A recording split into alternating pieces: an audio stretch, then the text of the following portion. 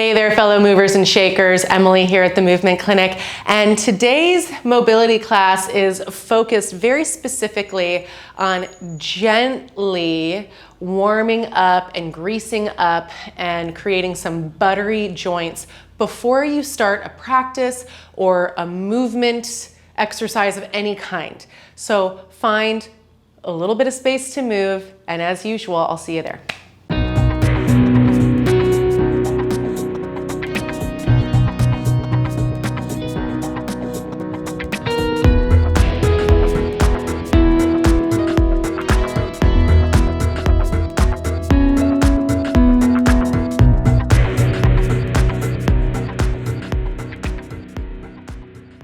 Okay, so start standing wherever it is that you stand with knees directly or feet directly underneath your hips in Tadasana.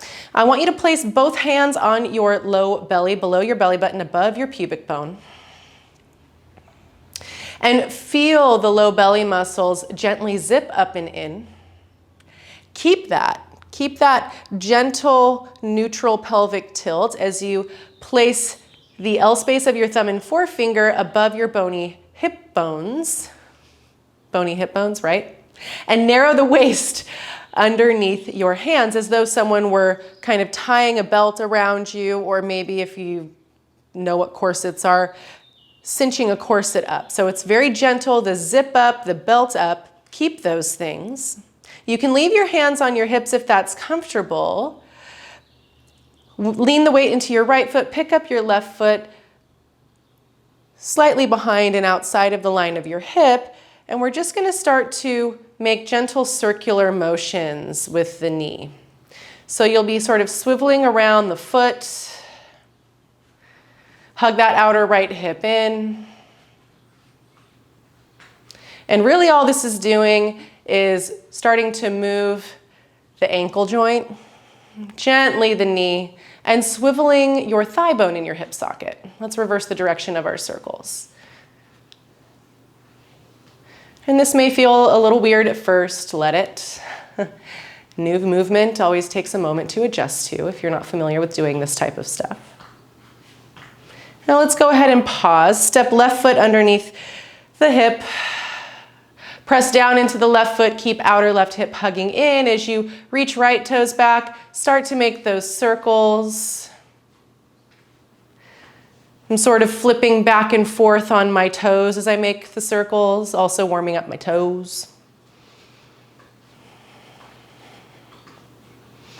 Reverse the direction of those circles. I learned this from one of my teachers and dear friends, Shai Sayar. He's a master in his own way at this type of stuff, and he was one of my original movement junkie influences. I definitely encourage you to check him out if you've never heard of him or practiced with him. All right, let's go ahead and pause. Step your feet together so that big toes touch. Heels are probably slightly apart. Bend your knees and place your hands on tops of your thighs above the knees. Keep low belly zipped. We're maintaining that neutral pelvic tilt as we start to circle your knees gently around your ankles.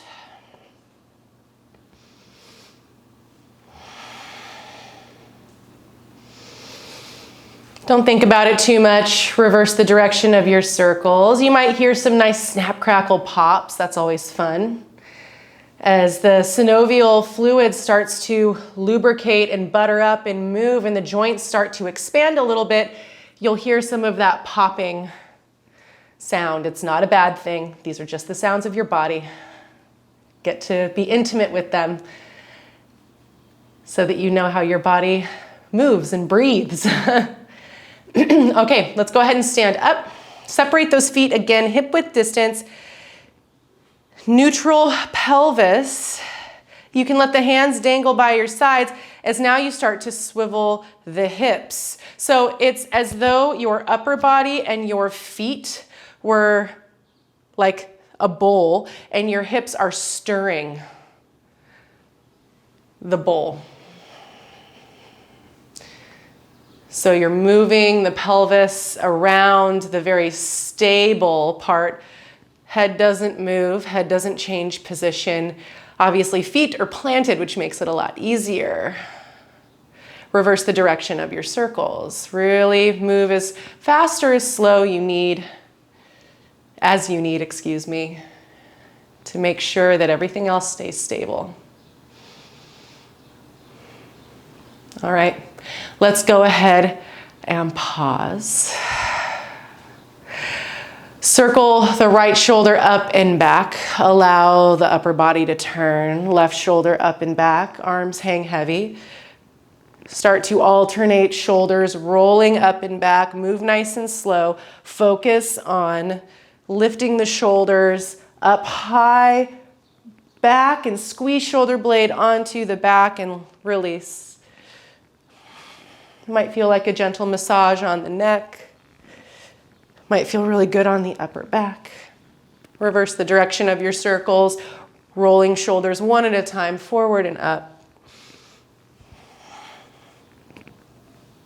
Arms hang heavy. Don't use the elbows. Go ahead and pause. Focus only on the shoulder blades as we elevate both shoulder blades up, squeeze them together, drag them down the back, circle them wide, squeeze them up and back, down, wide, up, back, down, wide. Of course, shoulders move as well. Shoulder blades are part of the entire shoulder complex. But now we're just massaging those muscles that tend to get cranky back there. And let's reverse. Make sure you haven't dumped the pelvis forward, that you're minding the low half of the body here. All right, go ahead and pause here. Release the left ear towards the left shoulder. Ooh, I'm going the wrong way. Keeping the back and sides of the neck nice and long as we find some neck rolls. Start to bring forehead down. Try not to just dump chin down. Really lengthening out side and back of right side of neck and lengthen out through both sides. Focus on lengthening both sides of the neck as you tilt right ear towards right shoulder. Now, as you start to gaze up, think about lengthening the front of the throat as opposed to just dropping the head back. So actively lengthening up through the front of the throat. Sides of the neck are still long as you roll right ear to right, or left ear to left shoulder. So you can move slowly and mindfully. Ah, nice crack for me there. Reverse the direction of your circles. Of course, if any of this causes any sort of pain, stop. Make the movement smaller, more subtle. Maybe just release neck side to side if the full circles don't work for you. And next time your forehead points down, lift chin back up. Bring your forearms to meet, elbows in front of your shoulders, forearms in front of your face. Loosely interlock your fingers. So wrists are gonna stay nice and loosey-goosey here, right? Forearms, elbows stay together. And I'm just gonna stay a little bit closer here, why not? As we find this. So wrists loose, very loose grip on those interlocked fingers or interlaced fingers. Lift your left forearm up, in front of, and down. Right forearm up, in front of, and down. And we're just gonna slowly circle out wrists, again, leaving them nice and loose, very loose grasp with the fingers. Now here's the fun part. As you move as quickly or as slowly as your brain will allow, as you get used to this movement, pause and try to go in reverse. That one will really get you. And if this movement doesn't make sense, don't worry, just keep trying. Again, your brain is building some new neural pathways for movement, and it's really, really healthy for your brain to do stuff like this.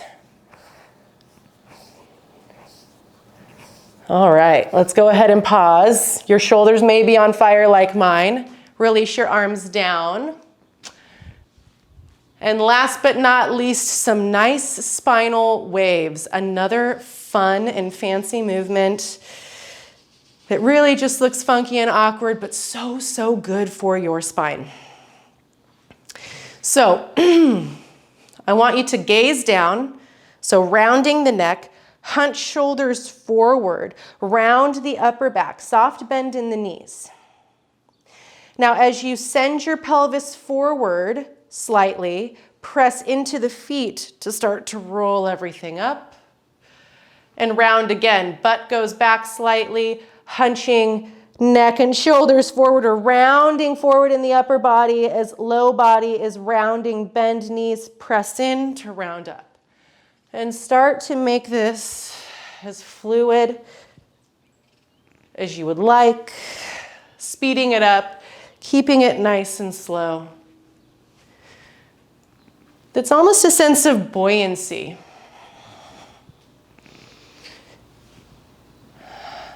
Sometimes the cyclical motion can start to feel more and more natural if you just allow the mind and the body to let go and move as butt goes back and then forward with bent knees, pressing off feet to allow the spine to roll out in any way, letting go in the neck and shoulders.